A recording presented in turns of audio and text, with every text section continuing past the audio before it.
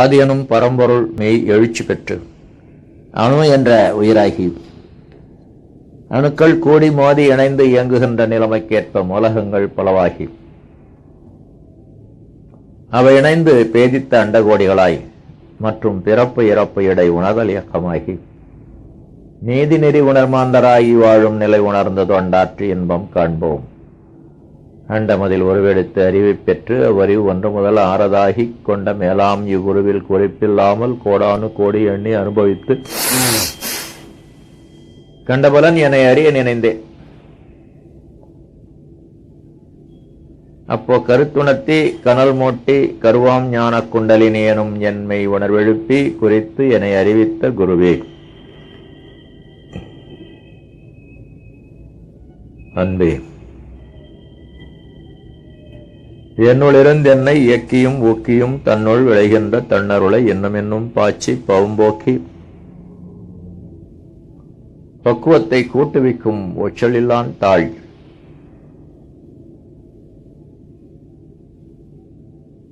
என் தலை. ரெக்கார்ட் பண்ணலாம். அதிலே போட்டீங்களா? இறைவணக்கம் குருவனுக்கெல்லாம் ரெக்கார்ட் பண்ணிட்டீங்க. அன்புகளே, இந்த உலக சமாதான ஆண்டு 17 டிசம்பர் மாதம் 10ஆம் தேதி பவானி மனவளக்கலை மன்றத்தைச் சேர்ந்த அந்தியூர் தவ மையத்தில் வாழ்க்கை வள உயர்வு படி 5 என்ற தலைப்பில் நமது அருள் தந்தை அவர்கள் வழங்கியுள்ள கருத்துக்களை சிந்தனை செய்வோம். கூடவே வா. புரியுதா? அது ஒரு புத்தகத்தினுடைய வாழ்க்கை வள உயர்வு படிகள் 5 என்ற புத்தகத்தினுடைய கடைசி அத்தியாயம், பிரம்மஞானம் என்பதாக. அன்பர்களே, நமது அருள் தந்தை அவர்களுடைய தத்துவத்தை புதிது என்று நினைச்சு அணுகாதீங்க. புதிர் என்று நினைத்து அணுகாதீங்க. கடினம் என்று நினைத்து அணுகாதீங்க. அதான் எனக்கு தெரியுமே அப்படின்னு அணுகு. மகரிஷி அவர்களுக்கு எவ்வளவு தெரியுமோ அவ்வளவு நமக்கும் தெரியும். கர்வம் வேண்டாம். இந்த கருத்தை நீங்கள் புரிந்து கொண்ட போதும். இறைவன் என்பவன் எத்தனை பேர்? ஒருவன், ஒரு தெய்வம். அன்பால் விகுதி இல்லை, அது நியூட்ரல் தான். தெய்வம் ஒன்று. அறிவு எத்தனை? கலைச்சொல்லி தான் சொல்லணும். 5 அறிவுன்னு சொல்லிடாது, அது புலன்கள். அறிவும் ஒன்றுதான். மனம் உயர்ந்தால் அறிவு, அறிவு தாழ்ந்தால் மனம். அறிவும் ஒன்றுதான். அறிவே தெய்வம்னு சொன்னாங்க. அப்போ தெய்வம் எத்தனை? ஒரே தெய்வம், சுத்த வெளி, தூய அருட்பேராற்றல். தெய்வம் ஒன்று. அப்படிங்கிறத நீங்க தெரிஞ்சுக்கிட்டீங்கன்னு வச்சுங்க, உணர்ந்துகிட்டீங்கன்னு வச்சுங்க, அதான் பிரம்மஞானம். பிரம்மம்னு என்ன? பிரமிச்சு போய் உட்கார்ந்து இருக்க கூடாது. பிரம்மம் என்பது சமஸ்கிருத வார்த்தை. தமிழ் அதுக்கு தெய்வம் என்று பேரு. வேறு வார்த்தைகளும் உண்டு. கடவுள், இறை, இறைவன், அருட்பேராற்றல், அருட்பெருஞ்சோதி, ஆண்டவன், ஆண்டி இருக்குது, நிறைய இருக்கு. சிவம், மெய்ப்பொருள், பால், சூன்யம்,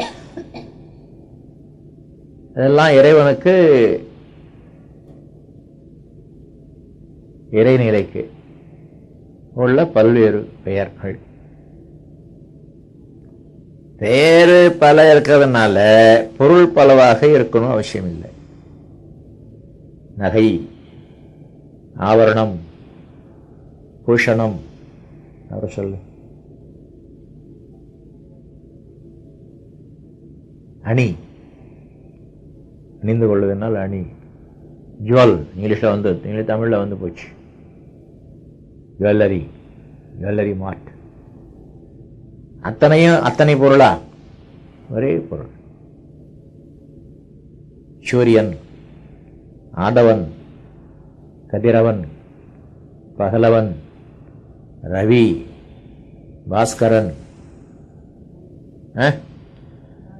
ஞாயிறு, அலே சொல். வெய்யோன், ஐயோ அழகான தமிழ் பெயர். ஆக மொத்தம் 7 பேர் இருக்கிறாங்க, எல்லாம் சூரியன். அவ்வாறு இறைவனுக்கு பல பெயர். பல பெயர் என்பதை 1000 சொல்லுவாங்க. தமிழ்ல 1000 ஒரு வார்த்தை இருக்குது. அதுக்கு பலன்னு ஒரு பொருள் இருக்கு. ஆகவே பல பெயர் இருந்தாலும் ஒரே பொருளுக்கு அது ஒரு பொருள் என்பதால் மாற்றம் இல்லை. உண்மையில இறைவனுக்கு பெயரே கிடையாது. ஏனென்றால் 2 பேர் இருந்தால பெயர் வேணும். ஒரு என்ன பேரு வீட்டுக்காரரு? முத்துகிருஷ்ணா. முத்துகிருஷ்ணா உன்னை என்ன சொல்லி கூப்பிடுறாரு? செல்வியா? செல்வின்னு பேர் சொல்லி கூப்பிடுறாரா? நீ உங்க வீட்டுல உன்னை பத்மாவதி என்ன சொல்லி கூப்பிடுறாரு? என்னடா இது டா அப்படின்னு கூப்பிடுறது இல்லை இல்லையா? யார் வீட்டுலமா இதான்னு கூப்பிடுறாங்க? ஏய் டி உண்டா இல்லையா உங்க வீட்டுல? அந்தியும் ரொம்ப நல்ல ஒரு பொருள் இருக்கு. நீ சொல்லுமா இந்த வீட்டம்மா. ஏன் சாரதாமணி நீங்க என்ன சொல்லி கூப்பிடுவீங்க? சாரதா என்ன டி இந்த அடியெல்லாம் கூப்பிடுறது இல்லையா? ஒரு தமாஷ் கேளுங்க. எங்க அம்மா எங்க அப்பாவை ஏங்குறேன் அப்படிமா. எங்க அப்பா எங்க அம்மாவை ஏங்குறேன். கொஞ்சம் பழைய காலம் வச்சுங்களேன். எங்க அம்மா எங்க அப்பாவை, எங்க அப்பா எங்க அம்மாவை ஏங்குறான்னு கூப்பிடுறாங்க. 2 பொண்டாட்டிக்குன்னு வச்சுங்க. ஏங்குறேன்னா 2 பேரும் வந்து நிற்பாங்க. ஆகவே பெயர் அவசியம். இதுல இருந்து எனக்கு பயமா இருக்கு. இந்த வீட்டுல இந்த ஊர்ல எல்லாருக்கும் 2 பொண்டாட்டி போல் இருக்கு. இந்தா எ குட்டி அப்படிலாம் கூப்பிடுவாங்க. 2 குட்டி வந்துடுச்சுன்னா என்ன பண்றது? அதனால பத்மா அப்படின்னு கூப்பிடுறாரு. பெயர் இல்லைன்னா 2 ஆயிடும், 3 ஆயிடும், 4 ஆயிடும். ஆகவே வித்தியாசப்படுத்துவதற்காக பெயர், குழப்பம் இல்லாமல் இருப்பதற்காக பெயர். 2 இருந்தா தானே. பத்மா ஒண்டி தானே அவருக்கு பொண்டாட்டி. அதனால பத்மான்னு கூப்பிடுற. சரி, இறைநிலை எத்தனை? 1. இறைநிலையே அப்படின்னு கூப்பிட்டா 2 வருமா? 2 வரப்போறது இல்லை. அப்ப இறைநிலைங்கிற பெயரை தேவையில்லை. உள்ளது ஒன்றுதான் என்பதனால அதற்கு பெயர் தேவையில்லை. இதனால முற்காலத்தில் உணர்ந்திருந்தாங்க, நமக்கு உணர்த்தியும் இருந்தாங்க, நாம தான் கவனிக்கல. மாணிக்க வாசகர் ஒரு இடத்துல பாடுறதாக சொல்றாங்க. அது எங்க ஏபாருன்னு நீங்க தான் தேடி கண்டுபிடிச்சுக்கணும். தேவாரம் திருவாசகம்லாம் படிச்சீங்கன்னா, ஒரு நாமம் ஓர் உருவம் இல்லானுக்கு 1000 திருநாமம் கூறி தெள்ளேனும் கொட்டோமோ. புரியுதாம? விலைக்கு சொல்லவா? சாதாரண தமிழ் தான். அவனுக்கான இறைவன், அவனுக்கு ஒரு நாமம் கிடையாது. நாமம்னா பேரு, ராமன் நினைச்சுக்காய்ங்க. ஒரு உருவம், உருவமும் கிடையாது. ஆகவே ஐடென்டிஃபிகேஷன்ல பிரச்சனை வராது, பேர் சொல்லி கூப்பிட வேண்டிய அவசியம் இல்லை. அப்படி இருக்கும்போது அவனுக்கு பல பேரை சொல்லி நாம பாட்டு பாடுறோம், ஆனந்த கொத்தாடுறோம், ஆடுவோம் அப்படின்னு சொல்றோம். இதுலேருந்து நாம் என்ன தெரிந்து கொள்றோம்? பெயர் கிடையாது. ஏன்? உருவம் கிடையாது. உருவம் இருந்தாதான் பெயர், உருவம் இல்லைன்னா பெயர் தேவையில்லை. இறைவனுக்கு உருவம் கிடையாது, இறைநிலைக்கு உருவம் கிடையாது. ஒத்துக்கிறீங்களா? நீங்கள்லாம் ஒத்துக்கிறீங்கன்னு தான் எனக்கு தோணுது. ஏன்னா 3, 8, 8, 14 பெண்கள் தொடர்ந்து வர்றீங்க,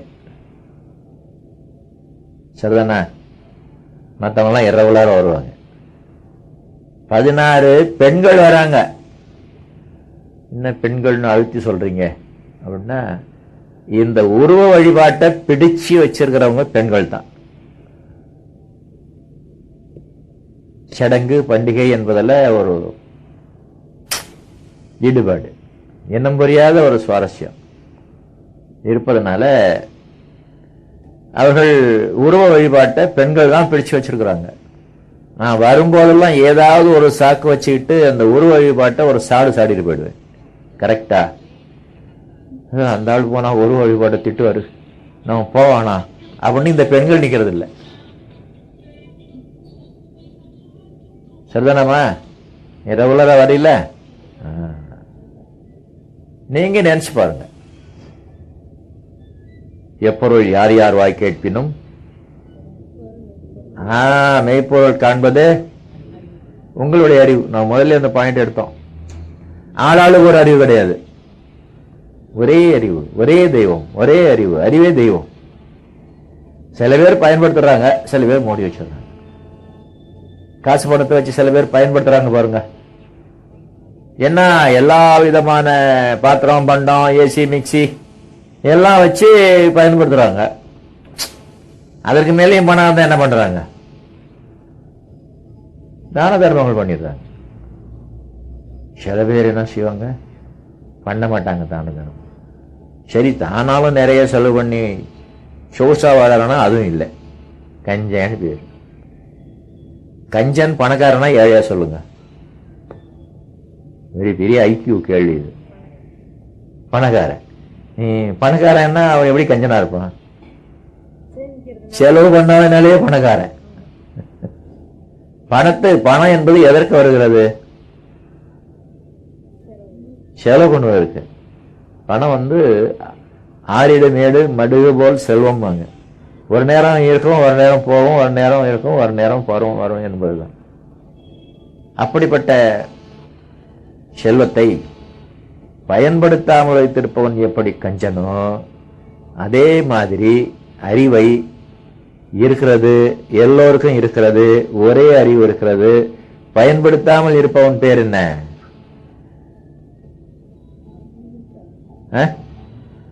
மூடி வச்சுட்டான். இப்ப சொல்லு பாப்போம். மூடி வச்சுட்டாங்க, நீ முட்டாளுங்கிறிய. மோடன். மோடனுக்கு பெண்பால் என்ன? பாத்திரத்துக்கு மேல வச்சிடறாங்க இல்லையா? வச்சுட்டாங்கன்னா உள்ள இருக்கிறத எடுக்க முடியாது. மூடி. அந்த மாதிரி மோடர்களாகத்தான் எல்லாரும் இருக்காங்களே தவிர அறிவில்லாதவர்கள் யாருமே கிடையாது. அந்த அறிவை பயன்படுத்தி பாருங்க. எல்லாம் வல்ல தெய்வம் அது, எங்கும் உள்ளது நீக்கமற. தெய்வம் ஒன்று, அதனாலதான் தெய்வம் அதுன்னு சொன்னார். தெய்வம் அவைன்னு சொல்லல. எங்கும் உள்ளது நீக்கமறன்னா ஒரு இடத்துல இருக்கு, ஒரு இடத்துல இல்லைன்னு இல்லாம அடைச்சுக்கிட்டு இருந்ததுன்னு வச்சுங்க, அதான் நீக்கமற. அடுத்த வார்த்தை என்ன சொல்லுங்க? சொல்லால் மட்டும் நம்பாதே. நம்பிக்கை என்பது பக்தி, ஆராய்ச்சி என்பது ஞானம். சுயமாய் சிந்தித்தே தெளிவாய். ஏனென்றால் ஒரே அறிவு, இறைவனுக்கு சமமான அறிவு, அறிவே தெய்வம். அது எல்லோரிடத்திலும் இருக்கிறது. அந்த தம்பி 8 உட்கார்ந்து இருக்கிறார். திரும்பி பார்க்கிற தம்பி தான். என்ன அண்ணனா எனக்கு? தம்பி தான். எங்கள் ஊர் பக்கம் வயதில் இளையவங்களாம் தம்பின்னு தான் சொல்லுவோம். அதுலேயும் சொந்த பசங்களையே தம்பின்னு சொல்லுவோம். நான் எங்கள் வீட்டில் பெரிய தம்பி, எனக்கு ஒரு தம்பி இருந்தான், அவன் சின்ன தம்பி. யாருக்கு? எங்கள் அப்பா அம்மாவுக்கு. அதுமாரி ஒரு தம்பி. நண்பர்களே, அறிவு என்பது பயன்படுத்தப்பட வேண்டியது. அது எல்லோருக்கும் ஒன்று. எவ்வாறு என்றால், அதோ அந்த தம்பிக்கும் எனக்கும் நேரடியா லிங்க் இருக்குது. எப்படி சொல்லுங்க பார்ப்போம். பிசிக்கலாக இதுக்கு ஒன்றும் நீங்க தத்துவார்த்தமா அர்த்தம் பண்ணிட்டு முடிச்சுட்டு கிடக்காதீங்க. நேரடியாக அவரை தொட்டுக் கொண்டிருக்கக்கூடிய காற்று என்னை தொட்டுக் கொண்டிருக்கிறது. ரெண்டு காத்தா, அவருக்கு ஒரு காத்து எனக்கு ஒரு காத்து. அது வரைக்கும் ஒரு எல்லாம் போட்டுக்கிட்டு பாகிஸ்தான்காரன் இந்தியாக்காரன் நேபாள போட்டுட்டு இருக்கான கோடு தரையில போட முடியாது. அந்த மாதிரி அவருக்கும் எனக்கும் தனித்தனியாக இருக்குது. ஒரே காற்று இருக்கு. நான் இழுத்து விட்ட மூச்சை அவர் வாங்கி விட்டு இருக்கிறார். அவர் இழுத்து விட்ட மூச்சை நான் வாங்கிட்டு இருக்கிறேன். அப்ப 2 பேருக்கும் ஒரே காற்று தானே. 3 பேருக்கு, 4 பேருக்கு, உலகத்தில் உள்ள அத்தனை பேருக்கும் ஒரே காற்று. அதே மாதிரி அவரவரிடத்துல தேங்கி இருக்குதே தவிர அறிவு ஒரே அறிவு ஆங்காங்கும் இருக்கிறது. என் நெஞ்சுக்கூட்டில் காற்று இருக்கிற மாதிரி என் மண்டையில அல்லது என்னுடைய கர்மயத்துல அறிவு இருக்கிறது. அது பெருசு, இவருடைய சின்னது என்று சொல்வதற்கு இல்லை. ஆகவேதான் சொன்ன, நீங்க மிரளாம தத்துவ ஞானத்துக்கு வந்து உட்காரணும். பெரிய விஷயத்தை தெரிந்து கொள்ளப் போகிறோம் என்று ஒரு டென்ஷன்ல இருக்கக்கூடாது. நமக்கு லேசா தெரிந்த விஷயத்தை அவர் நல்லா சொல்லுவாரு. நமக்கு நல்லா தெரிந்த விஷயத்தை அவர் வாயால கேட்டுட்டு வருவோம் என்ற மாதிரி தான் தத்துவ ஞானம். ஓகே, தத்துவ ஞானம் என்பது மிரளவே தேவையில்லை. இப்போ பிரம்மஞானம். அந்த சமஸ்கிருத வார்த்தைக்கு 2 வார்த்தை சேர்ந்துருக்குது. பிரம்மம், ஞானம், சமஸ்கிருத வார்த்தை 2 சேர்ந்துருக்குது. தமிழ்ல சொல்லுங்க. இறை உணர்வு. அட நம்ம இறை உணர்வா? நான் பிரம்மஞானம்னா என்னமோ அது உயரம் இருக்குன்னு நினைச்சுக்கிட்டு இருந்தேன் அப்படின்னு தோணும். இப்ப நான் சொன்னது சரியா போச்சா? மிரளக்கூடாது. எல்லாருக்கும் நல்லா தெரியும். கொஞ்சம் தரைய விளக்கி ஆராய்ச்சி பண்ணி பாருங்க. இந்த பிரம்மஞானம் உங்களுக்கு எப்ப கிடைச்சது? ஏமாந்து போவாதீங்க, ஒழுங்கா பதில் சொல்லுங்க. வாழ்க வளமுடன். மிரளாம பதில் சொல்லுங்க. தம்பி, உனக்கு பிரம்மஞானம் கிடைச்சதா இல்லையா? என்ன நிலையில இருக்கீங்க நீங்க? பிரம்மஞானம் கிடைச்சிருக்காது. அந்த ஐயாவுக்கு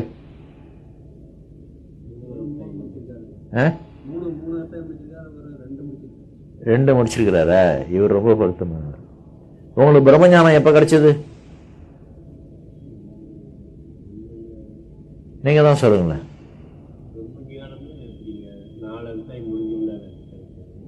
4 கத்தாய் முடிச்சாதானே அங்க ஆழியாருக்கு போலாம்ல. நீங்க சொல்லுங்க. அவர் ஃபெயில்.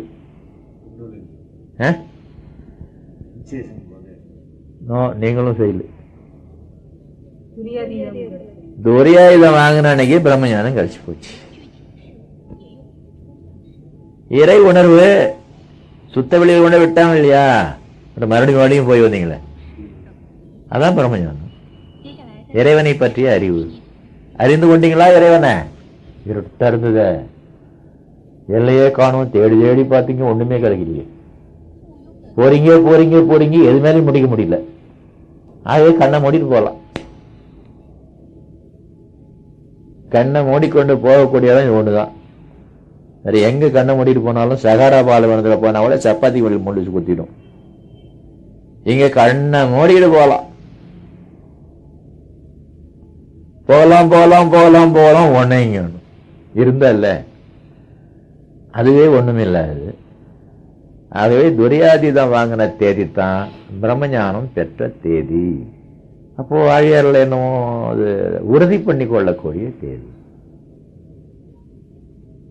அருள்செல்வர் என்ற பட்டம் வாங்கினாலே பிரம்மஞானி என்ற பட்டம் வாங்கினதாத்தான் அர்த்தம். உறுதி பண்ணி கொண்டதாக உலகார் அறிய, உலகத்தோர் அறிய. அருள்செல்வர் என்பதற்கு சர்டிபிகேட் கொடுக்க மாட்டாங்க. நான் பிரம்மஞானி என்பதற்கு சர்டிபிகேட் கொடுப்பாங்க. அதை தவிர 2ஆம் நிலை எடுத்தா அருள்செல்வரோ அதுக்கு சர்டிபிகேட் கொடுத்தா பேராசிரியர் தான் கைது போட்டிருப்பார். பிரம்மஞானம் வாங்கினா வேதாத்திரி மகிழ்ச்சி கைது போட்டு கொடுப்பார். ஆகவே என்பர்களே, அதுதான் பிரம்மஞானம். முறையா இதை வாங்கிட்டீங்க, இறைவனோடு இறைவனாக இருந்து விட்டு வர்றீங்க. உங்களுக்கு அது வேறு பொருள் இல்லை, அந்நியமான பொருள் இல்லை, அறியாத பொருள் இல்லை. அதுவே தான் நீங்களே தான் அது. ஆனா இந்த பிரம்மஞானம் என்பது சரியாக எப்போ வரும்னா, அந்த அரூபமான இறைநிலை தெய்வம் எங்கும் உள்ளதுன்னு தெரியணும். பிரபஞ்சத்தை தாண்டி, காற்று மண்டலத்தை, சக்தி களத்தெல்லாம் தாண்டி அந்தாண்ட போனா அங்க மட்டும் இருக்குது பிரம்மன்னு நினைச்சுக்க கூடாது. அதே பிரம்மந்தான் எதிரில் உட்கார்ந்துருக்குது, அதே பிரம்மந்தான் சுற்றிலும் சுவரா இருக்குது, அதே பிரம்மந்தான் தரையா இருக்கிறது, அதே பிரம்மந்தான்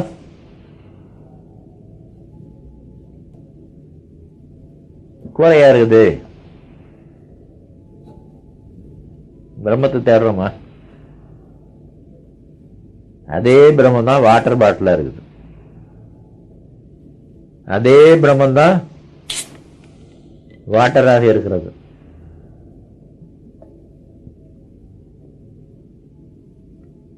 பிரம்மம் என்ன செய்ய சொல்லுங்க பார்ப்போம். தண்ணி குடிக்குது. அதே பிரம்மம் தான் தண்ணி குடிக்குதுன்னு சொல்லிட்டு சிரிக்குது. எங்கே தேடுவேன்? இறைவனை எங்கே தேடலாம்? அது வேறு உருவத்தை எடுத்துக்கொண்டு எங்கும் இருக்கிறது. நீக்கமர நீங்க கல்லுக்கு வேறு உருவம் கொடுக்க முடியுமா? கல்ல ஒண்ணு பண்ணாம சிலை செஞ்சிடாதீங்க, கஷ்டம். களிமண்ணுக்கு உருவம் கொடுக்கலாமா? நிமிந்து உட்கார தம்பி, நல்லா நிமிந்து உட்காரணும். இங்கேருந்து போற வரைக்கும் புரியக்கூடாது. என் வயசுல முதுகுவலி வந்துடும். மெழுகுக்கு நம்ம நினைச்ச உருவம் கொடுக்கலாமா? மெழுகு களிமண்ணுக்கும் கொடுக்கலாம், மெழுகுக்கும் கொடுக்கலாம். தண்ணிக்கு நினைச்ச உருவம் கொடுக்கலாமா? ஏன் முடியாது. பாட்டில் உருவத்தில் இருக்கடா, டம்ளர்ல ஊத்தினா டம்ளர் உருவமா போயிடும். எவ்வளவுக்கு மென்மையாகுதோ அவ்வளவுக்கு வேறு உருவத்தை எடுத்துக்கொள்ளும். காற்றுக்கு வேறு உருவம் கொடுக்கலாமா? கொடுக்கலாமே. இந்த பாட்டில் போக மிச்சம் காற்று தானே இருக்குது. அது என்ன உருவத்தில் இருக்கு? அந்த காற்று பாட்டிலுடைய மேல் பகுதி வடிவத்தில் இருக்குது. டம்ளர்ல இருக்க தண்ணியை ஊற்றி தண்ணியை வைங்க, இப்ப காற்று டம்ளர் வடிவத்தில் இருக்குது. அந்த மாதிரி எந்த உருவத்தையும் எடுத்துக்கொள்ள முடியும். அந்த பொருள் மென்மையாக மென்மையாக மென்மையாக மென்மையாக, அந்த இறைநிலை எவ்வளவு மென்மையானது? காற்றை விட மென்மையானதாச்சே. ஆகவே அது எந்த உருவத்தையும் தானா எடுத்துக்கொள்ளும். நீ மெழுகுக்கு களிமண்ணுக்கெல்லாம் உருவம் கொடுத்தாதான் ஆகும். தண்ணி பாத்திரம் கொடுத்தாதான் அந்த உருவத்தை எடுத்துக்கும். காற்று எந்த உருவத்தையும் தானா எடுத்துக்கொள்ளும். மென்மையாக எந்த உருவத்தையும் எடுத்துக்கொள்ளும், தானாக எடுத்துக்கொள்ளும். இறைநிலையாகிய சுத்த வெளி மென்மையானதில்லவா? ஆகவே அது எந்த உருவத்தையும் எடுத்துக்கொள்ளும், தானா எடுத்துக்கொள்ளும். அப்படி எடுத்துக்கொண்ட உருவம்தான் ஆகாசம், வெண். அப்படி எடுத்துக்கொண்ட உருவம்தான் காற்று. அப்படி எடுத்துக்கொண்ட உருவம்தான் நெருப்பு, நீரு, கெட்டிப்பொருள். அவற்றினுடைய கலவையாகிய வெவ்வேறு பொருள்கள். நீங்க எந்த பொருளை எடுத்துக்கொண்டாலும் அது இறைவன் எடுத்துக்கொண்ட வேற்றொரு வேறொரு. இத ஒரு அழகான பேர்ல சொல்லுவோமா? மாறுவேஷம். நீங்க சிவாஜி கணேசனை பாத்துறீங்களா? ஒழுங்கா பதில் சொல்லு. நேர்ல பார்த்த, பின்னால பார்த்த. சிவாஜி கணேசனை பாத்திருக்கியா? பார்த்ததே இல்லை. நான் பந்தயம் கேட்டுவேன். நான் தான் பார்த்துருக்கிறேன் ஒரே ஒரு முறை. அப்பதான் பராசக்தி படம் வந்துருக்குது. நாங்க டிஎம்கே மீட்டிங் ஒன்று போட்டோம். அப்பெல்லாம் ராத்துல ஒரு கால் சேத்துல ஒரு கால் வச்சுருந்தேன். டிஎம்கேல இருந்த மாதிரி தான் நாங்களாம் நினைச்சுட்டு இருந்தோம். ஒரு கூட்டத்தை கூட்டம். அவரும் வந்து சினிமா தியேட்டர்ல பெய்டு கூட்டம், என்னமா கொடுக்குறவன் சிறப்பு கூட்டம்னு சொல்லி காசு வாங்குவாங்க. வந்திருந்தேன், பேசினார். காக்கா பாட்டு பாடுன்னு சொன்னோம். கா கா கா அந்த பாட்டு தெரியுமா உங்களுக்கு? பராசக்தி பாடினாரு. சிவாஜி கணேசனை நான் பார்த்துருக்கேன், நீ பார்த்ததில்லை. நீ 108 படம் பார்த்துருந்தாலும் சரிதான். வேற்றொரு வேஷம் போட்டுக்கிட்டு இருக்கிறாரு, மாறு வேஷம். அதுல சிவாஜி கணேசனோட திறமை என்னன்னா, ஒவ்வொரு வேஷமும் முன் வேஷம் மாதிரி இருக்காது. வீரபாண்டிய கட்டபொம்மன், கர்ணன், ராஜா வேஷம்தான் ஒரே மாதிரி இருக்குதா? அதான் சிவாஜி கணேசனுடைய திறமை. இப்ப விஜய்னு ஒரு நடிகர் வர்றாரு, ஒரே மாதிரி கராப்பு, ஒரே மாதிரி கம்பளி பூச்சி மீசை. எத்தனை படத்துல வந்தாலும் விஜய்னு சொல்லுவாங்க, கதாபாத்திரம் பேர் சொல்ல மாட்டாங்க. சிவாஜி கணேசன் எப்படி உருவத்தை மாத்திக்கிறாரோ சாதாரண நடிகர், இறைவனுக்கு முடியாது. வேறு வேறு வேறு வேறு நாடகம், வேறு வேறு வேறு வேஷம், வேறு வேறு வேறு தன்மை பொருள்களுக்கு சொல்றேன். ஆக இறைவன் மாறு வேஷத்திலே வருகிறான். நாம் என்ன நினைக்கிறோம்? இவர் ஒரு ஆளு, அது ஒரு பொருள், அது வேறு பொருள், இது வேற பொருள் நினைக்கிறோம். ஏதோ ஒரு பொருளை பார்த்து இது ஒரு பொருள் என்று நினைக்கிறோம். இது இறைவன் என்று நினைப்பதில்லை. நண்பர்களே, முற்காலங்களில் ராஜாங்கம் ரொம்ப நல்லா நடக்கும். ராஜா ரொம்ப கெட்டிக்கார். உலக நடப்பெல்லாம் தெரியணும் இருக்கு. இந்த காலத்துல டிவி இருக்குது, பேப்பர் இருக்குது, நியூஸ் சொல்றதுக்கு, போன் இருக்குது, செல்லு இருக்குது, வயர்லெஸ் இருக்குது. அந்த காலத்துல என்ன இருந்தது? ஆகவே நாட்டு நடப்பெல்லாம் தெரிவதற்கு மந்திரி பிரதானியை கேட்டு தெரிஞ்சுக்குவார். மந்திரி நமது மனக தன்னில் மாதமும் மாறி மழை பொழிகிறதா? அரண்மனையில இருந்து மழை பெஞ்சது தெரியாது. அதனால மந்திரியை கேட்டு தெரிஞ்சுவார், முன் மாதிரி மழை பெய்யுங்களா அப்படின்னு கேட்டாதான் தெரியும். அதற்கு மேல மந்திரி பிரதானி தப்பு தப்பா சொன்னாங்கன்னா, அது அந்தரங்க ஒற்றர்கள் வச்சிருப்பாங்க, ஸ்பாய். அது மந்திரிக்கும் தெரியாது, பிரதானியும் தெரியாது. சாதாரண வேலைக்கார மாதிரி இருப்பான், வருவான் போவான், பிச்சைக்கார மாதிரி இருப்பான். நீங்க அந்தியூர்ல பாச்சை உருண்டை விற்கிறவங்களை பாத்துறீங்களா? அருணாகுடி விற்கிறவங்களை பாத்துறீங்களா? நீங்க நினைச்சு பாருங்க, பாச்சை உருண்டையும் அருணாகுடியும் வித்து ஒருத்தன் ஜீவனம் பண்ண முடியுமா? சிந்தித்ததுண்டா? யாராச்சும் வாங்குறாங்களா அவன்கிட்ட? இந்த பலூன் வியாபாரி டுட்டி டுட்டு டுட்டுன்னு பசங்களை கூப்பிட்டுட்டே போவாங்க, ஒரு சின்ன பலூன் வச்சு. அந்த பலூன் வித்து அவன் ஏதாவது வியாபாரம் பண்ண பழைக்க முடியுமா? இவர்கள் எல்லாம் சிபிஐ காரவங்க, சிஐ காரவங்க, ரா காரவங்க. ரான்னு ஒரு அமைப்பு இருக்கு, இன்டெலிஜென்ஸ் காரவங்க. நாட்டு நடப்பு அரசாங்கத்துக்கு சொல்லிக்கிட்டே இருப்பாங்க, இங்க பார்த்து அங்க பார்த்து அங்க பார்த்து. நம்மை பற்றியும் ஒரு பயங்கரமான ரிப்போர்ட் போய்கொண்டிருக்கிறது, உலக சமுதாய சேவா சங்கத்தை பத்தி. ஆயிரக்கணக்கில் கோடுறாங்க. ஒரு கசமசா கிடையாது, ஒரு கல்லு கிடையாது, ஒரு செருப்பு கிடையாது, ஒரு அழிவு கிடையாது, ஒரு அடிதடி கிடையாது அப்படின்னு ஒரு ரிப்போர்ட் போயிட்டு இருக்கு. கூடுறாங்க கூடுறாங்க கூடுறாங்க கூடுறாங்க. ஆகவே நமக்கு வலை வீச போறாங்க பாருங்க. சீக்கிரமா வலை வீசுவாங்கிறது உலை வைப்பாங்க. இன்னமும் நடக்க போகுது. நம்மள ஒண்ணும் பண்ண முடியாது தெரியுமா? ஏன் சொல்லு. வாழ்க வளமுடன் 100 மார்க். வாழ்க வையகம்னு வாழ்த்துறோம். ஆகவே நமக்கு எதிரி உருவாக முடியாது, நமக்கு எடுக்க முடியாது, கெடுத்தா தன்னை கத்துட்டு போயிடும். ஓகே, அதை விடுங்க. அந்த பாச்சவரண்டு விற்கிறவன் மாதிரி மாறு வேஷத்துல வேற வந்து விற்கிறான் பாருங்க, கவர்மெண்ட் சர்வெண்ட் ஒரு போலீஸ்காரன். அந்த மாதிரி ஒற்றர்கள் வைத்திருப்பாங்க ராஜாக்கள். ஒற்றனும் தான் சித்தப்பா பெரியப்பாவை பத்தி கோல் மூட்டக்கூடாது, அவன் திருடன், அவனை பத்தி சொல்லக்கூடாதுன்னு ஏமாத்திட்டான, சொந்த விருப்ப காட்டி தவறான ரிப்போர்ட் கொடுத்துட்டான்னா ராஜ்யத்தை ஆள முடியாது. ஆகவே ராஜாவே கிளம்பிடுவாரு. ராஜா கிளம்பினான்னா எல்லாம் காலில் வந்து கும்பிட்டு சொல்யூட் அடிச்சு எல்லாம் வெறப்பா நடந்து எல்லாம் ஒழுங்கா நடந்துக்குவாங்க. தப்பு கண்டுபிடிக்க முடியாது.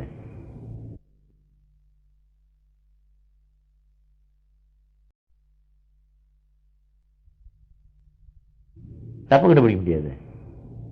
ஆகவே மாறுவேஷத்தில் போவார் ராஜா. கேள்விப்பட்டீங்களா? மாறுவேஷத்தில் போவார். இந்த காலத்தில் என்ன செல்ஃப் மாறுவேஷம் போட்டுக்கலாம். இன்னும் ஆம்பளை வேஷம் பொம்பளை வேஷம் போட்டாரு கமலஹாசன், அவை சண்முகி எல்லாம் தானா மேக்கப் போடுகிறாரு பாருங்க. இது சாத்தியமோ சாத்தியம் இல்லையே தெரியாது. அந்த காலத்தில் இன்னொருத்தர் உதவி இல்லாமல் மாறுவேஷம் போட்டிக்க முடியாது. ஒட்டு மீஸ் வைக்கிறதுக்கு இங்கே ஒரு மச்சம் மாதிரி, ஒரு பரு மாதிரி வைக்கிறதுக்கு டோட்டலாக முக அமைப்பே மாற்றி காட்டணும், இல்லைன்னா ராஜாவை கண்டுபிடிச்சிடுவாங்க. அந்த மாதிரி வேஷம் கட்டி விடுறதுக்கு ஒரு ஆள் வேணும், ஒரு ஆள் 2 ஆள்.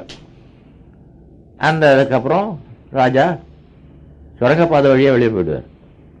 ஏன்னா வாச வழியாக போனால் ராஜா வெளியே போகிறான்னு தெரிஞ்சு போகும். அல்லது நீ யாரா வெளியே போகிற, உள்ளே கோட்டை சாத்த போகிறேன் அப்படின்னு பிடிச்சிடுவாங்க. சுரங்கப்பாதை வழியாக வெளியே போயிடுவார். ஐயா 2 காசு போடுங்க ஐயா, ஏழையா அப்படி பிச்சை வாங்கிட்டு போவார். அதான் சுலபமான வேஷம், பிச்சைக்கார வேஷம். கிழி சட்டை போட்டு கிரீடத்தை கட்டி வச்சு கிழி சட்டை போட்டுக்கிட்டாக்கா சரியா போச்சு. எல்லாரும் 10 காசு 5 காசு போடுறாங்க. ஒரு ஆள் அந்த பக்கம் வந்தான், வெறப்பா ஒரு சல்யூட் அடித்தான். அந்த பிச்சைக்காரன் மறைச்சி பார்த்தான். உடனே ஐயோன்னு பேசாமல் ஓடிவிட்டாங்க. அந்த ஆள் சல்யூட் அடிச்ச ஆள். என்ன நடந்தது புரியுதா? யாருமா அது 100 மார்க்காதவங்க? ஆண்கள் யாரும் 100 மார்க் ஆக மாட்டேறாங்க. அவன் தான் வேஷம் கட்டி விட்டுறேன். அவனும் பார்த்தவள ராஜான்னு நினைச்சுக்கிறான். மற்றவங்க பார்த்து பிச்சைக்காரன் நினைச்சுக்கிறாங்க, விளங்கியவன் பார்த்து ராஜன். அந்த மாதிரி ஞானிகள் எதை பார்த்தாலும் இறைவனாக பார்ப்பார்கள். அவர்களுக்கு தெரியும் இறைவன் வேஷம் போட்டு வந்திருக்கிறான். கல்லாக மண்ணாக, மாடாக மனிதர்களாக, மனைவியாக கணவனாக, இறைவனுடைய வேஷம் இது. அப்போ அவர் பேர் என்ன, முத்துகிருஷ்ணா. முத்துகிருஷ்ணா கலாவதியை கலைவாணியை பார்த்தா, கலைச்செல்வியை பார்த்தா என்ன நினைக்கணும்? நான் என்னதான் செஞ்சனோ, கடவுளே எனக்கு மனைவியா வந்திருக்கிறாரு. வைசர்சா அதே மாதிரி. இதுதான் பிரம்மஞானம். எது? எந்த பொருளையும் தெய்வமாகவே பார்க்கணும், எந்த ஜீவனையும் தெய்வமாகவே பார்க்கணும், எந்த மனிதர்களையும் தெய்வமாகவே பார்க்கணும். நான் யாரையும், ஆமா தெய்வத்தின் தெய்வம், தெய்வம் ஸ்கொயர். ஆனா கஷ்டம், அது இயல்பாவே கஷ்டம். கல்யாணத்துக்கு முந்தைய மாமியாரை நினைச்சு வெறுத்துக்கிட்டு இருக்கோம். அந்த காலத்துக்கு பண்ணுங்க. அம்மா விட்ட சுதந்திரமா இருக்கிறோம், அங்க போனா சுதந்திரமா ஒரு கேள்வி இருந்துட்டு நாட்டாக பண்ணிட்டு இருக்கோம். அந்த உணர்வை எடுத்துடணும். நான் பொதுவாக குடும்பத்தை பத்தி பேசுறோம், பிரம்மஞானத்தை பத்தி இல்லை. அதற்கு ஒரு ஐடியா இருக்குது. சின்ன பண்ணா ஒன்றும் இல்லையே, கல்யாணம் ஆகாத பண்ணா இருக்குது, நீயே வச்சுக்கோ. உன் மாமியார் இல்லையா, அவங்கள ரொம்ப நல்லவங்க தான், சப்போஸ் கேட்டாங்கன்னு வச்சுக்கோ, ரொம்ப நல்லவங்களாச்சு. அவங்க ரொம்ப நல்லவங்க, அவங்க ரொம்ப நல்லவங்கன்னு நினைச்சுக்கிட்டே இருக்கணும். நண்பர்களே, அதை அடுத்தபடி அவர்களிடத்துல நல்லவர்கள் என்று நினைத்து கொண்டு நல்லவர்களாக அவர்கள் இருந்தால் நாம் எப்படி பழகணுமோ அப்படி பழகணும். இதுக்கு பேர் என்ன சொல்லுங்க? வீட்டுக்காரம்மா சொல்லுங்க. அவங்க ஏதோ ஒரு மாதிரி தான். அவங்களை நல்லவர்களாக நினைத்து கொண்டு நல்லவர்களிடத்திலே பழகுவது மாதிரி பழகணும். இதுக்கு பேர் என்ன? யார் சொன்னா நடிப்புன்னு வச்சுக்கோ. நீ ஒரு 100 மார்க். நான் என்ன சாக்லேட்டை கொடுக்க போறேன்? கிருமானந்தாரே உடனே ஒரு சாக்லேட் கொடுத்துருவாரு. நடிங்க மாமியார்கிட்ட. இப்படியே நடிச்சுக்கிருந்து அதே அசலே உறுதி ஆயிடும். அவங்க அப்படியே தான் இருப்பாங்க கேட்டவங்கள. நீங்க நடிக்கிறத விட்டுட்டு நல்லவங்கிட்ட நடந்துக்கிறதாகவே நீங்க நடந்துவீங்க. இப்போ அதே மாதிரி வாங்க, எந்த பொருளையும் பிரம்மமாக பாருங்க. அது கல்லு மாதிரி தான் இருக்கும், மரம் மாதிரி தான் இருக்கும். இது ஒன்றும் பிரம்மமா அவங்களுக்கு காட்சி ஆகாது. பிரம்மம் பிரம்மம் பிரம்மம் பிரம்மன்னு நினைச்சுங்க.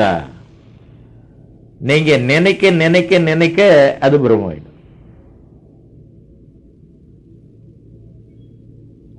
பிரம்மமா ஆயிடும் இல்லை.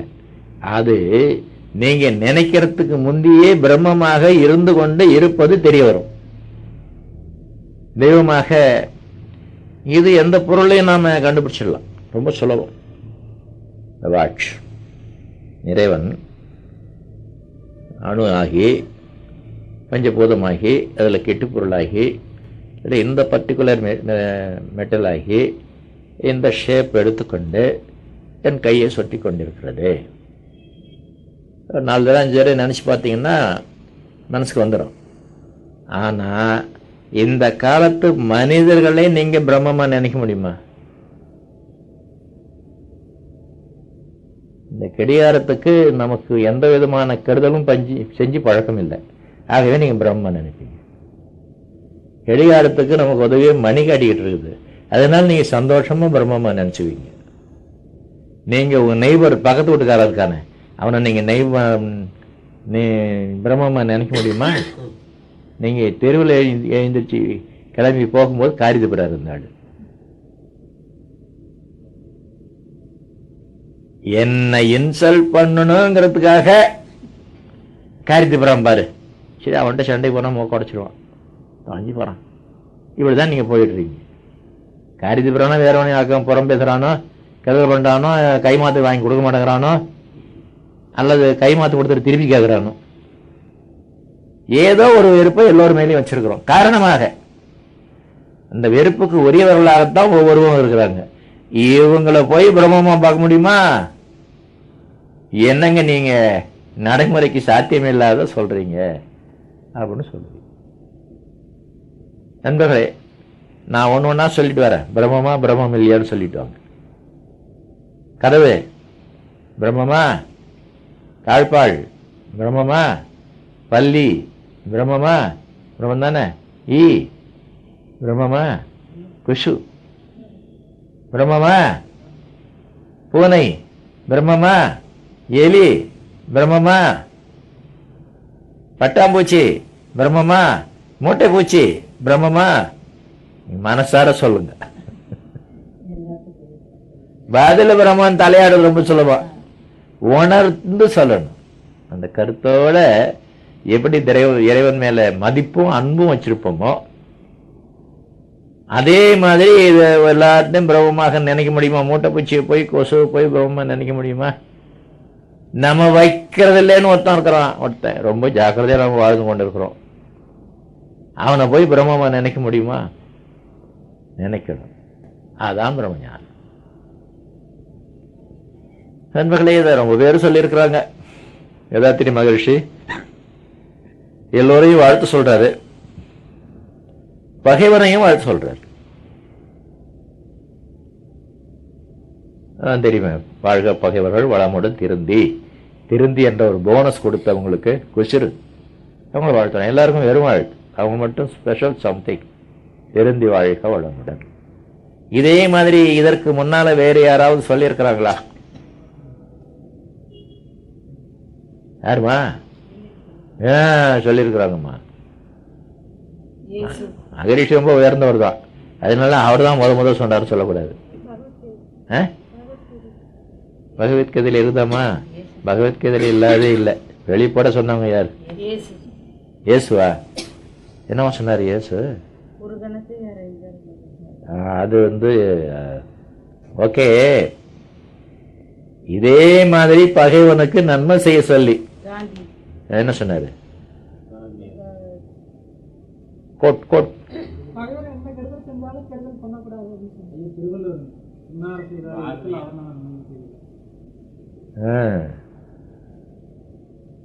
நன்னயம் செய்து விடலோ.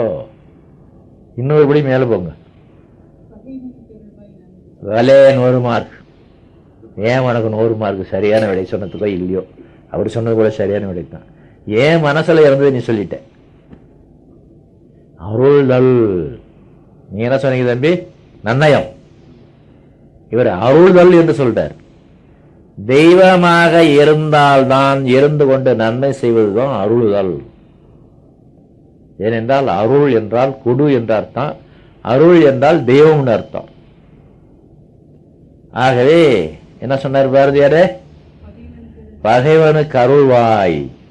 அடுத்த வார்த்தையை சொல்லுமா? அர்த்த புஷ்டியான வார்த்தை, நன்னெஞ்சே. பெரியவங்க எப்படி சிந்தனை பண்றாங்க பாருங்க. எல்லாருக்கும் இது எல்லாருக்கும் சொல்லல, நல்லவங்களை மட்டும் தான் சொல்றாரு. கேட்க மாட்டாங்க, மற்றவங்க சொல்லி பிரயோஜனம் இல்லை. நன்னெஞ்சே. ஆமா, நமது நெஞ்சு பன்னெஞ்சா நன்னெஞ்சா? எப்படி சொல்றீங்க? பிரம்மஞானம் பெற்ற நெஞ்சு. அது எப்படி ஒரு கொடூரமான நெஞ்சாக இருக்க முடியும்? வாழ்த்து என்பதை சொல்லிக் கொண்டிருக்கக்கூடிய நெஞ்சு. கணவனுக்கும் வாழ்த்து, கணவனுடைய அம்மாவுக்கும் வாழ்த்து அல்லவா கொடுக்கிறோம் நாம. மனைவிக்கும் வாழ்த்து, மாமியாருக்கும் வாழ்த்து கொடுக்கிறோம் நாம. அப்படி இருக்கும்போது நமது நெஞ்சு நன்னெஞ்சு, இறை உணர்ந்த நெஞ்சு, வாழ்த்து உணர்ந்த நெஞ்சு. அப்போ என்ன செய்யணும்? அருள வேண்டும், பகைவனுக்கும் நன்மை செய்ய வேண்டும். திருவள்ளுவர் சொன்ன மாதிரி. இது அதெல்லாம் அந்த காலத்துலங்கிறாங்க. அதெல்லாம் அந்த காலத்தில். இந்த காலத்தில் லெப்டுக்கு லெப்ட், ரைட்டு ரைட்டு கொடுத்துட்டு இருந்தாங்க, சரியா வருவான் மனுஷன் அப்படின்னு சொல்றாங்க. காலத்தால தர்மம் மாறிடுமா? காரணம் இறை உணர்வு இல்லாததுனால, பிரம்மஞானம் இல்லாதனால எல்லா பொருளிலும் ஒரே இறைவன் தான் ஷைன் பண்ணி கொண்டிருக்கிறான் என்பது தெரியாதனால, தன்னையும் பிறரையும் வேறுபடுத்தி பார்ப்பதனால, அவரவர்கள் இடத்துல இருக்கக்கூடிய குறைகள் மனதுக்கு வந்தால் பிரம்மஞானம் இல்லை. குறைகள் இல்லாத மனிதர்களே கிடையாது, நமக்கு கருதல் செய்யாத மனிதர்களே கிடையாது. அப்படி இருக்கும்போது நாம வெறுத்து என்ன பிரயோஜனம்? அவர்களும் குறையுடைய அறிவு காரணமாகத்தான். நண்பர்களே, அரசியல் என்பதை பத்தி உங்களுக்கு ஒரு ஐடியா இருக்கு இல்லையா? இப்ப என்ன நடந்து கொண்டிருக்கிறது உலகத்துல? ஷார்க் மாநாடு நடக்கிறதுக்கு பாகிஸ்தான்ல இடம் குறிச்சிருக்கிறாங்க. இந்தியா நாங்க வரமாட்டோம், பாகிஸ்தான்காரன் வன்முறையை தோண்டி வருவோம், நாங்க வரமாட்டோம்னு சொல்லிக்கிட்டே இருக்கிறாங்க. ரேடியோ கேட்குறியா? நியூஸ் கேட்குறியாமா? தலை சரியாட மாட்டேங்குது. பெரிய தலையா இருக்கு, நல்ல ஆட்டு உங்களுக்கு. ஓகேம்மா, அதுக்கு இந்தியா அப்புறமா பாக்குறேன், நான் யோசனை பண்ணி பாக்குறேன், வரலாமான்னு ஆராய்ச்சி பண்றேன்னு சொல்லிக்கிட்டு இருந்ததா? நாங்க வர முடியாதுன்னு சொல்லிட்டு இருந்ததா?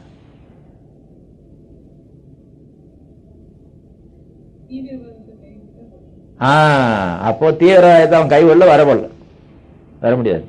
பாகிஸ்தான்காரன் சொல்றான், எங்களை இழுத்து அடிக்கிறாங்க,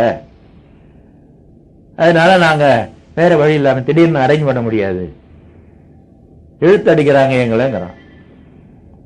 தெரியுது? என்ன தெரியுது? அந்த நேர்மையை விட்டு பிறந்தோமானால் புத்தி கெட்டு போகும். பொய் சொல்ல ஆரம்பிச்சோம்னா புத்தி கெட்டு போகும். உலக நாடுகள் தெரியாது, இந்தியா அந்த காலத்திலிருந்து நாங்க வரேன்னு சொல்லல, வர முடியாதுன்னு சொல்லல, தீவிரவாதத்தை கைவிட்டால் வருகிறோம் என்பது சொல்கிறது. இவன் தீவிரவாதத்தை கைவிட்டான் வாங்கன்னு சொல்ல வேண்டியதானே? அல்ல ஏதோ காரணம் சொல்ல வேண்டியதானே? இந்தியா உறுதியான பதிலை சொல்லவில்லை என்று சொல்றேன். அதிலிருந்து என்ன, எதுக்காக நான் இதை எடுத்துக்கிறேன்னா, மனதுல உண்மை இல்லைன்னா சொல்றதெல்லாம் தப்பு தப்பா வரும். உண்மை என்பது பிரம்மம். பிரம்மஞானம் வந்ததுன்னா வாயில வரதெல்லாம் உண்மையா இருக்கு, பொய் பேச வராது. யாரையும் குறையுடையவர்களாக நாம நினைக்க மாட்டோம்.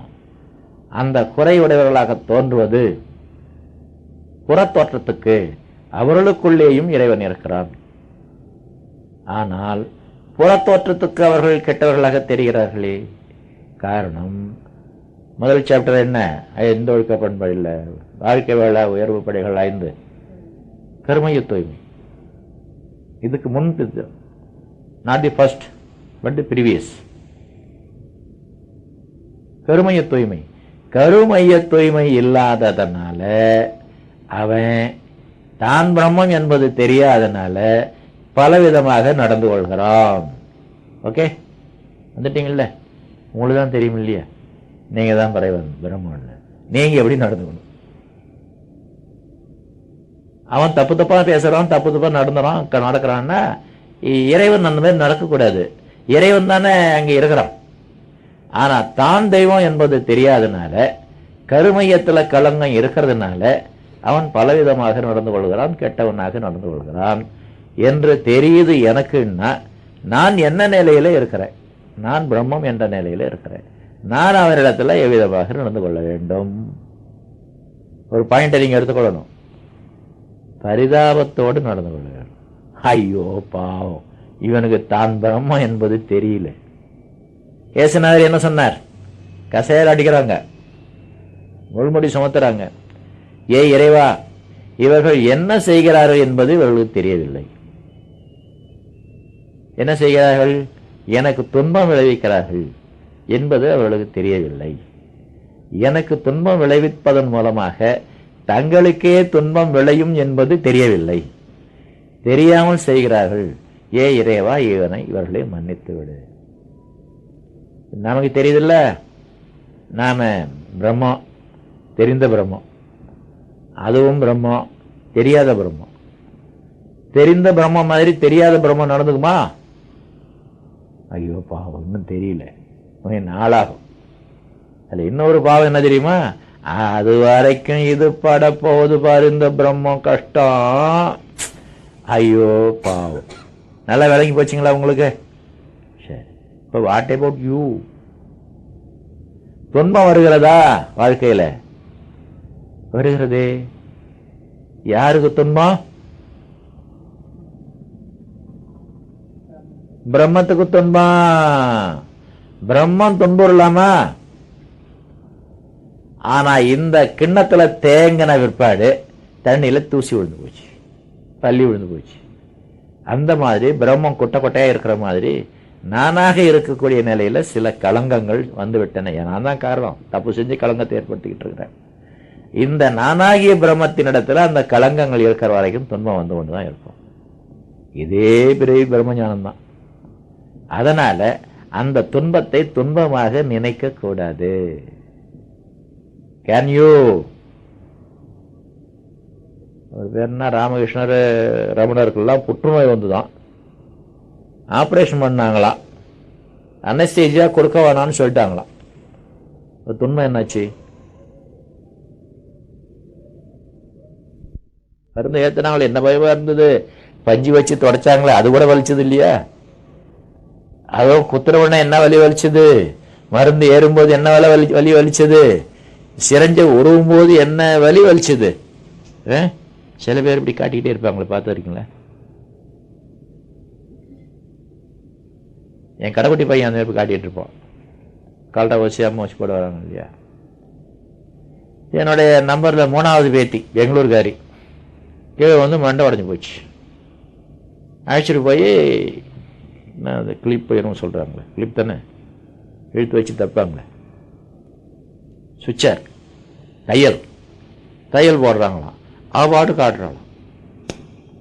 டாக்டர் வந்து கதை சொல்லிக்கிட்டே இருக்கிறாரு, தராக்கு வேற பேச்சு பேசிக்கிட்டே இருக்காரு. என்ன ஒரு உனக்கு பெங்களூரா? அங்க நிறைய மரம்லாம் இருக்குமே. இல்லையே. என்னதான் இருக்குது உங்க ஊர்ல? ஏரோப்ளேன் இருக்குது. என்ன ஊட்ட சுத்தி டர்புர்னு போயிட்டே இருக்கும். இதெல்லாம் சொல்றாள் தவிர வலிக்குதுன்னு சொல்ல. ஏமா நான் குத்துறணும் வலிக்கல? இல்லையே. நீ இங்க எங்க வந்த? இந்த ஈரோட்டுக்கு எங்க தாத்தா வீட்டுக்கு வந்தேன். உங்க தாத்தா பேர் என்ன? கேஜி சாமி. ஓ, நீ கேஜி சாமி பேத்தியா, அதான் உனக்கு வலிக்கலைன்னாராம். அந்த மாதிரி பேர் வழி நீங்க பாத்துறீங்களா? அவங்கள மட்டும் குத்துனா வலிக்காதா? ஊசி எடுத்தா பயமா இருக்காதா? அவர்கள் என்ன மனநிலையில இருக்கிறாங்களோ அதே மனநிலையில என்ன வாழ்க்கையில மனதுக்கோ உடலுக்கோ துன்பம் வந்தாலும் நீங்க இருக்கணும். இருந்தீங்கன்னா பாவப்பதிவு அனுபவிச்சா கழியும்னு தெரியுமில்ல உங்களுக்கு. துன்பத்தை அனுபவிக்க அனுபவிக்க பாவப்பதிவு கழியும்னு தெரியும் இல்லையா? துன்பத்தை அனுபவிக்காமே பாவப்பதிவு கழியும். ஆனால் துன்பம் வந்து கழியும். துன்பம் வரும், அனுபவப்படாமலே கழியும். அதான் பிரம்மஞானம். துன்பத்தை கண்டு துன்பப்படக்கூடாது. துன்பத்துக்கு இடும்பை என்று ஒரு பெயர். இடும்பை என்றால் என்ன? துன்பம். படுப்பர் என்றால் கொடுப்பார்கள் என்ற அர்த்தம் தமிழ்ல. இப்ப திருக்குறள் ஒன்று சொல்றோம் கேளுங்க. இடும்பைக்கு இடும்பை படுப்பர், இடும்பைக்கு இடும்பை படாதவர். இடும்பை கிடும்பை படுப்பர், இடும்பை கிடும்பை படாதவர். புரியுதா? துன்பத்துக்கே துன்பம் கொடுத்துருவாங்க. என்ன துன்பம்? ஐயோ, ஏன் ஜம்மா இந்த ஆள்கிட்ட சாயிலியே, நான் யார்கிட்ட போய் என்னோட வல்லமையை காட்டுவேன் அப்படின்னு அழ ஆரம்பிச்சிடுமா. துன்பம் துன்பம் துன்பப்படுமா. இடும்பை கிடும்பை படுப்பர், இடும்பை கிடும்பை படாதவர். அந்த மாதிரி இருக்க முடியும் தானே வள்ளுவர் எழுதியிருக்கிறாரு. பிரம்ம ஞானம் வந்தா தான் இப்ப வலிக்குது. யாருக்கு வலிக்குது? இறைவனுக்கு. எனக்கு என்ன?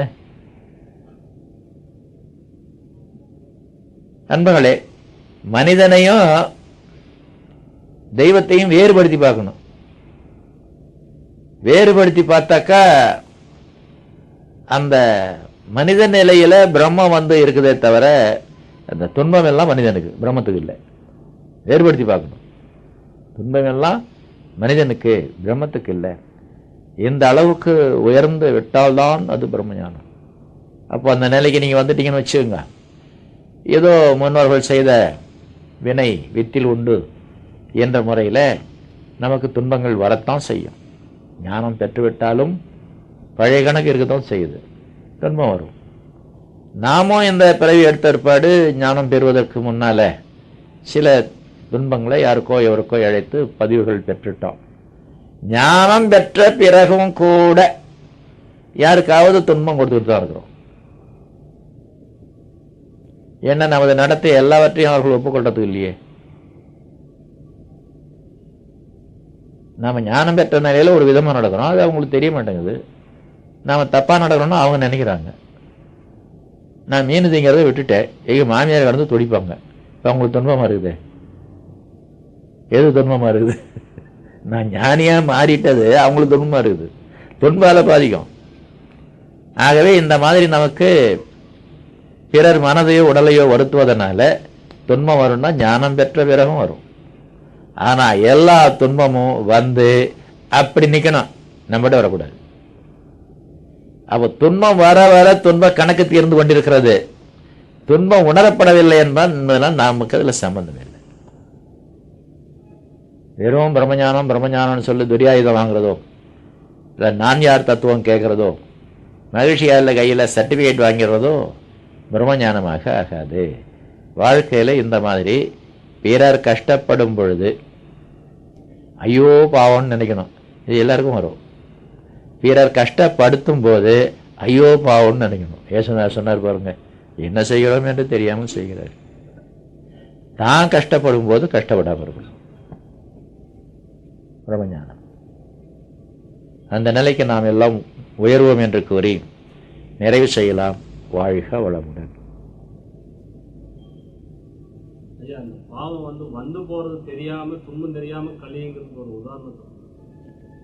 அதாவது உங்களுக்கு பல்வலி, ஓகே, உங்களுக்கு இன்னைக்கு கல்யாணம், எது தெரியும் உங்களுக்கு? பொண்டாட்டி, புது பொண்டாட்டி ஒரு பொண்ணு வந்திருக்கிறா, ஸ்கூட்டர் ஒன்று ஓட்டிட்டு வந்திருக்கிறா. அந்த சந்தோஷம் அதுல இருக்கும்போது பல்வலி தெரியாது.